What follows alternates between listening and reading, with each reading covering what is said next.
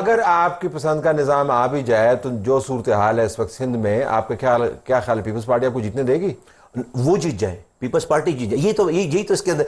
भाई लाड़काना से तो हम नहीं जीतेंगे, खैरपुर से तो हम नहीं, भाई पीपल्स पार्टी के मुकामी लोग जीत जाए ना, उस यूसी चेयरमैन को जो कि पीपल्स पार्टी का है। लेकिन आपकी प्रेस कॉन्फ्रेंस तो आज लूट मार के इल्जाम से भरी हुई थी, यानी आप ये कह रहे हैं कि वो वहां पर जो मर्जी होता रहे, जो आप कहते हैं हमारे हल्के हैं उनके अंदर मामला ठीक रहे। नहीं, आपने जीतने की बात की ना, मुझे किसी की जीतने पे एतराज नहीं है, मुझे जो है वो एतराज निज़ाम पे है, सिस्टम पे, निज़ाम over centralize way of management पे एतराज है। मुझे डिसेंट्रलाइजेशन चाहिए, जो कि आपके आइन का आर्टिकल 148 कह रहा है, और हमने उसको एलोबरेट करके और 27वीं आइनी तरमीम में उसको लिख दिया है हमने सारा कुछ, कि आज आप जो है वो दूर दराज इलाकों से बैठकर आप जो किसी गली कुचों के फैसले करते हैं, ये मंजूर नहीं है। हम कराची हैदराबाद नहीं जीतेंगे। देखें, आपके पास टाइम डेफिनेटली नहीं है। अगर आप इनके 2015 के वोट निकालें और 2020 के वोट निकालें, दोनों वोटों में को फर्क, हाँ सीटें बढ़ गई हैं। जो सीटें एमक्यूएम 20,000 वोटों से जीतती थी, ये 1200 वोटों पे जीते हैं। नंबर आपको लगता है कि जमात इस्लामी कितने नंबर हो गए?